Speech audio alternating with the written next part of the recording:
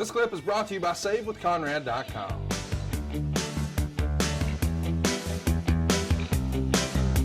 My question is, what were your memories of the man who was known as the King of New Orleans, the Junkyard Dog? I know he spent a little bit of time in WCW in 1990, in the 90s. What was your memories of any time with the Junkyard Dog? I really liked Sylvester. He was a good guy. He was fun to work with. He was always pleasant.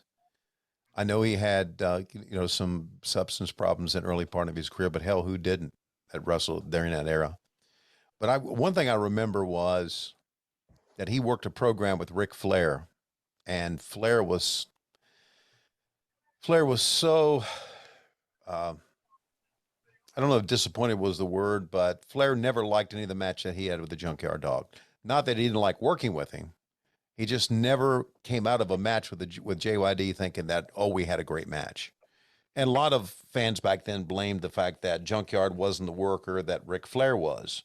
And that's true, he wasn't. But I would tell Rick many times, I said, you know what, these matches are better than you think, because you are elevating his game just by being in the ring with him. So I remember we were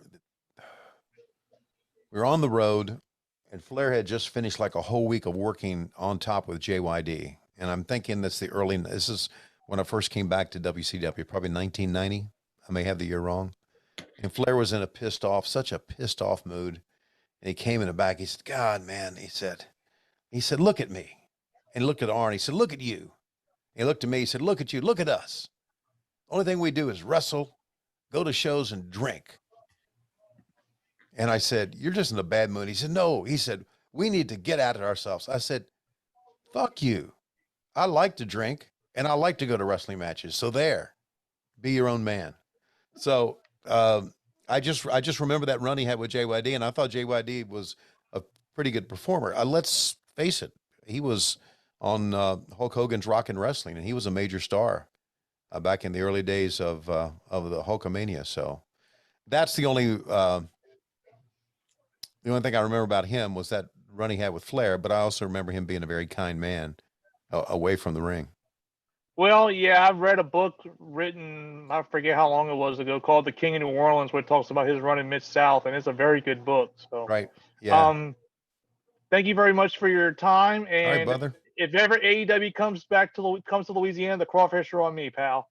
I appreciate it. We were supposed to be there during, before the pandemic hit. We were ready to go. Yeah. At the I was going to go before then, but they canceled it. So hopefully you guys come to New Orleans or anywhere in Louisiana soon. So thank you, Tony. Okay. I'm sure we'll be there in 2022. Tony, guess what? Hey, what?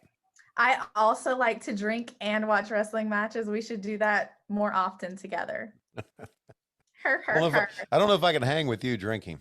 I'm not so sure. Can. I'm not so sure about that. Come on. I don't drink that much anymore.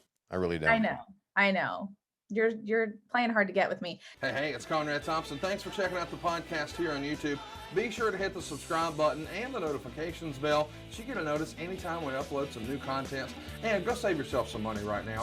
If you're in a 30-year loan or you have credit card debt, it's not a matter of if I can save you money. It's a matter of how much. Find out right now for free at SaveWithConrad.com.